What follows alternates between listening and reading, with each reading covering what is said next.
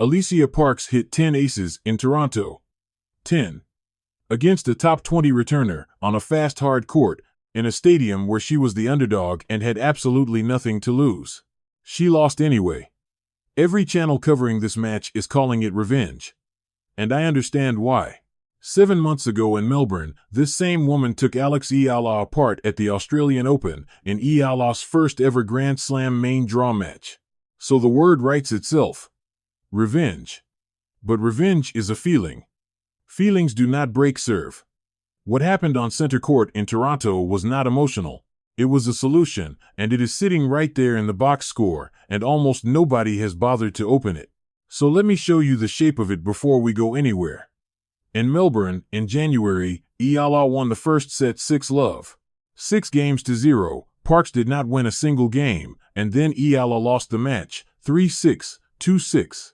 In Toronto, in August, Eala won the first set 6-1. Then she lost the second set, 4-6. Read those two sentences next to each other again. Same opponent. Same pattern. Dominant opening set, then the level drops, then the match is suddenly in danger.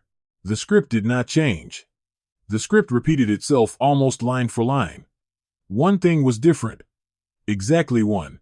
And it did not happen in the first set, and it did not happen in her forehand. And it has nothing to do with confidence or momentum or any of the other words commentators reach for when they do not have the data. It happened inside a single game that most people watching did not even register.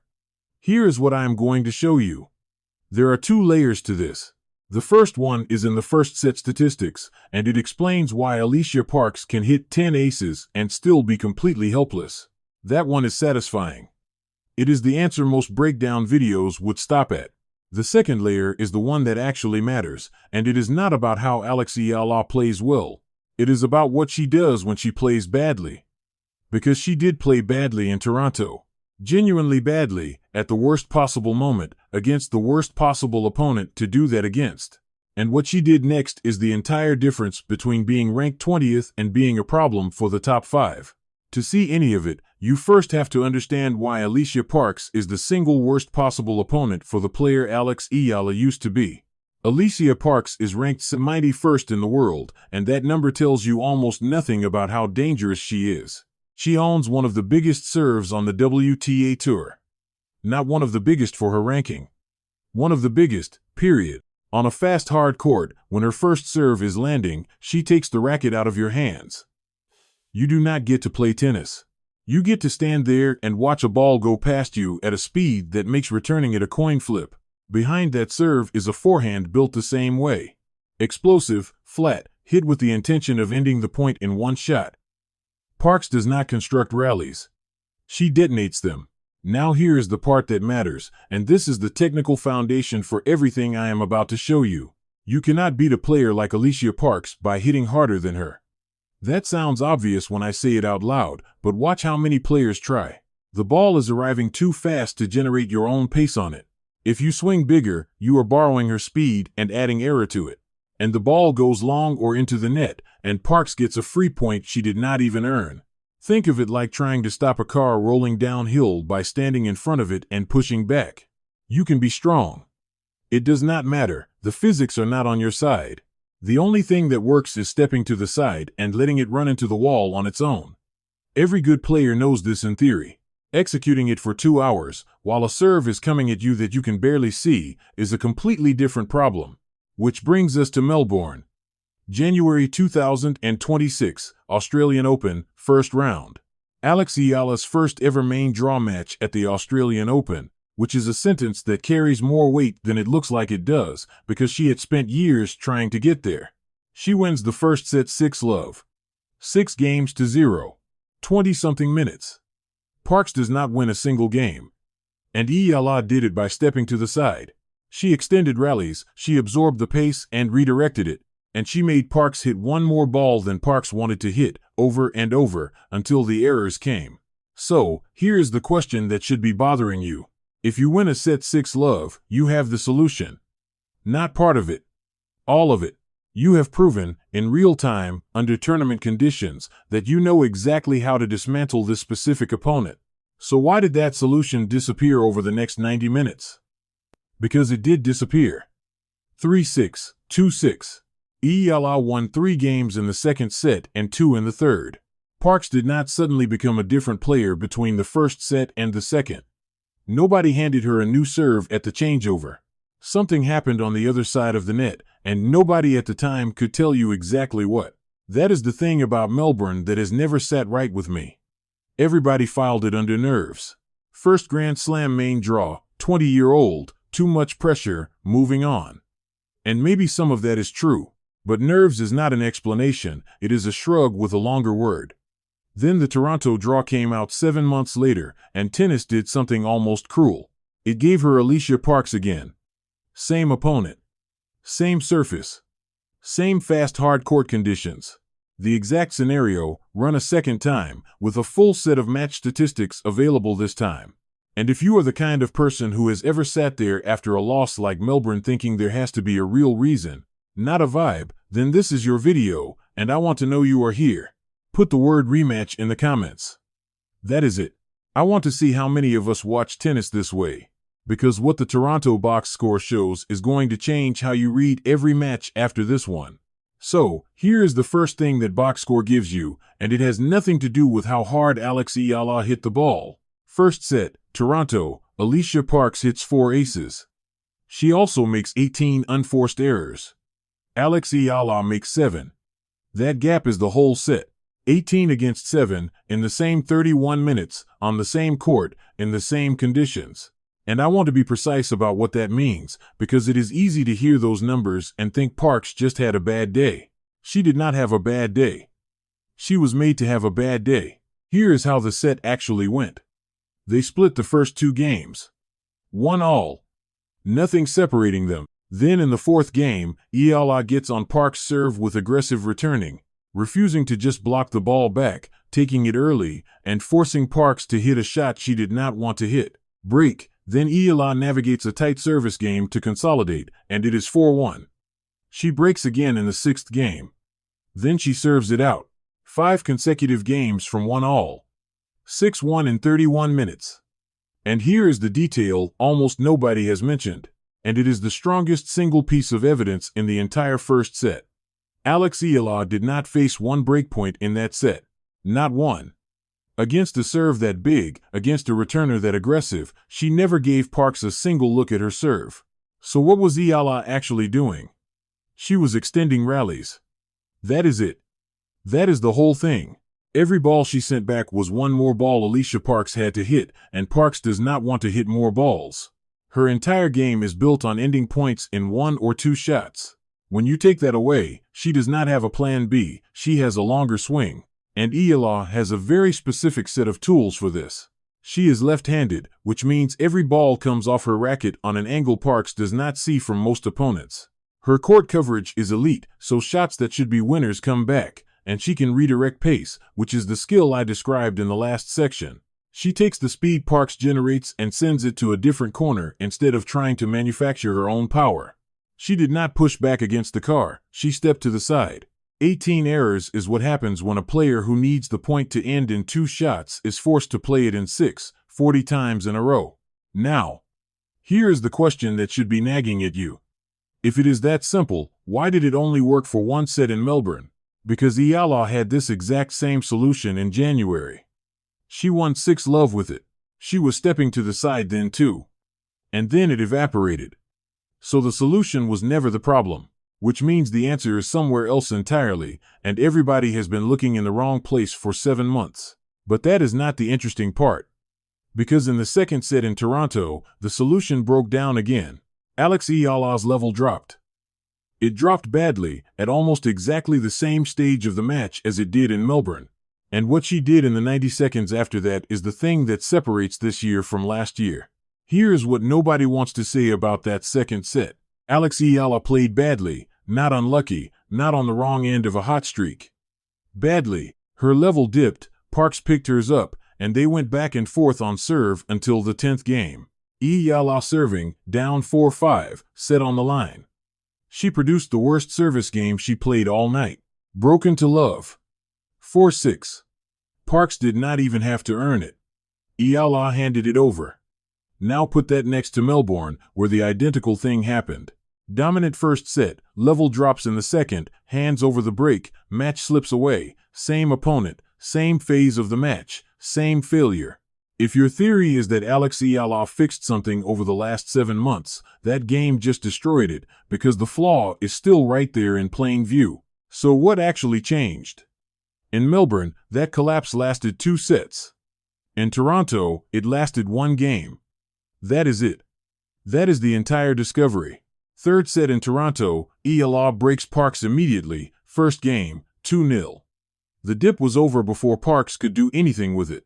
Read those 2 lines again, because I think they are more interesting than any highlight from this match. Melbourne, the drop lasted about 80 minutes. Toronto, the drop lasted about 4. Everybody has spent this summer looking for a new skill. A rebuilt serve, a bigger forehand, some tactical wrinkle a coach installed. There is no new skill. It is the same forehand, the same serve, the same left-handed angles, and the same weakness. She still has bad games. She had won on the biggest court of the tournament in front of a sold-out crowd. Here is the reframe, and once you see it, you cannot unsee it. Amateur players think mastery means not making mistakes. It does not. Every professional makes mistakes constantly, at every level, in every match. What separates the levels is not the number of errors. It is the distance between the error and the correction. Great players do not stop having bad games. They stop having bad hours. That is a measurable thing. You can watch for it. From the moment a player loses control of a match, count how long it takes them to get it back. In January, Eala's number was 2 sets.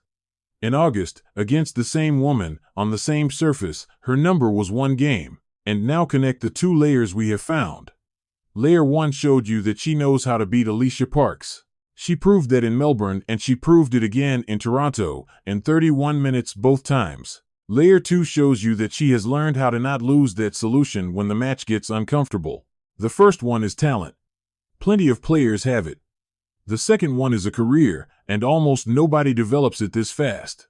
And I want to know if you buy this reading, because I have watched a lot of people explain the Toronto win as momentum from Washington, and I think that is lazy.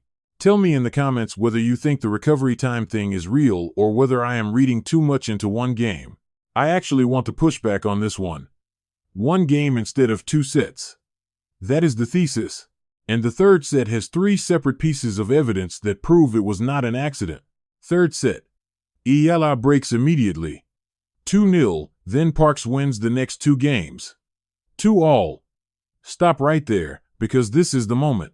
This is the exact scoreline where the old version of Alex Eala disappeared. She has the lead, she has the crowd, and the opponent claws back to level in a decider.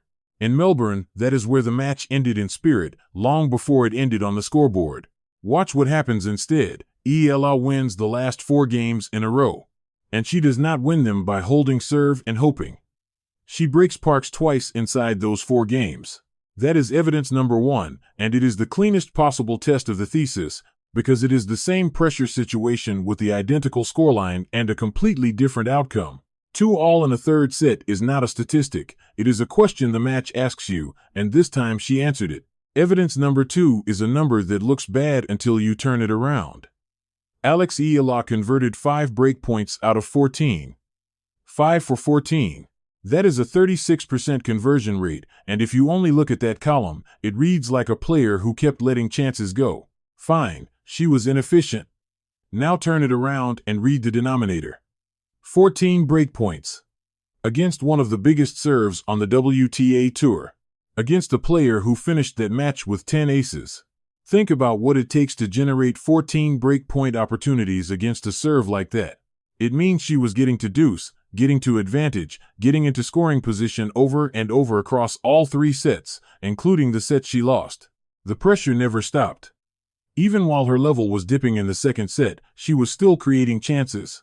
She was inefficient and relentless at the same time, and relentless is the one that decides matches. Parks, for the record, finished with those 10 aces against 6 double faults. Her weapon fired all night, it just stopped mattering. Evidence number 3 is the context around the match, and this is where it stops being about Alycia Parks. Toronto extended Alex Eala's winning streak to 7 matches. She went 6-0 across the North American hardcourt swing, which includes the entire Washington title run. Her hardcourt record for the season is now 11-3. Here are the names inside that streak. Jessica Pegula, world number 3. Naomi Osaka, 4-time Grand Slam champion. Elina Svitolina. Leylah Fernandez, Zheng Qinwen. That is not the profile of a player ranked 20th in the world. That is the profile of a player whose ranking has not caught up to her yet. Rankings are a rolling record of the past 12 months. They are always behind. What Toronto showed is a change in the underlying variable, and no ranking system on earth measures recovery time. So now go back to where we started. 10 aces, and she lost. You have the answer now. Parks never lost her weapon. The serve worked exactly as advertised, all night, right to the end. What Eala did was move the match to a place where the serve could not decide it. She made the rallies longer, she kept the breakpoint pressure constant, and when she finally cracked, she cracked for 4 minutes instead of 80. Her next opponent is Katie McNally, who is unseeded and who just produced one of the biggest upsets of the tournament by knocking out the reigning Wimbledon champion. So if you want to test this thesis yourself, do not watch the winners. Watch for the first bad game Alex Eala plays, and then start counting. If the recovery time theory holds, she breaks back inside 2 games. If it does not, we will find out together. And there is one last detail I saved, because I have not seen a single channel put it next to the others. Look at how the match ended. Melbourne ended with Alex Eala losing. Toronto ended with a hole to love. Serving for the match, in front of a sold-out center court, against a woman with 10 aces on the board, and Alycia Parks did not win a single point in the final game. Same opponent, same script. And the last sentence of the story rewritten completely. For 2 years, the way to beat Alex Eala was to wait. That was the whole plan. Absorb the first set. Do not panic when she plays well early. Stay in the match, stay on serve, wait for the level to drop, and then collect. Melbourne was the template, and it was public. Every coaching box on tour had seen it. Toronto just deleted the template. Because the waiting strategy only works if the drop lasts long enough to be useful. If it lasts 4 minutes, there is nothing to harvest. You spend the whole match hanging around for a window that opens and shuts before you can climb through it. And meanwhile, you are being asked to hit 14 breakpoints worth of pressure serves. That is not a plan anymore. That is just enduring. Every tactical room on the WTA Tour has to write a new page on Alex Eala this month, and none of them have much time to do it. And here is what makes this genuinely rare. You cannot teach talent, everybody says that. But you also cannot really teach in match recovery. There is no drill for it. You cannot practice the feeling of having just handed away a set to the one opponent who has already beaten you this way, in front of 5,000 people who traveled to watch you. The only place you learn that is inside matches you are currently losing, which means the tuition is losses, and most players never stop paying it. A 21-year-old just showed she has stopped paying it, and she did it in 7 months. Now, here's the catch, and I want to be honest with you about it instead of ending on a highlight. Everything I just showed you happened in a best-of-3 set match. 90 minutes to 2 hours. One window to fall apart, and she closed it in 4 minutes. The US Open is 3 weeks away. Grand Slam matches are longer. There are more games, more changeovers, more chances for the level to dip, more moments where the whole thing can slide. The theory gets tested where the test is hardest, and it gets tested in a stadium that will be full of Filipino flags, which adds a variable of its own. So, the number I care about is not her seeding, and it is not how far she goes. It is this: after her first bad game in New York, how many games does it take her to break back? I am breaking down every single match she plays there the same way I just broke down this one. Not the highlight version, the box score version. Subscribe if that is how you want to watch her run, because the moment the draw comes out we start counting. And tell me in the comments what you think that number is. I think it is 2.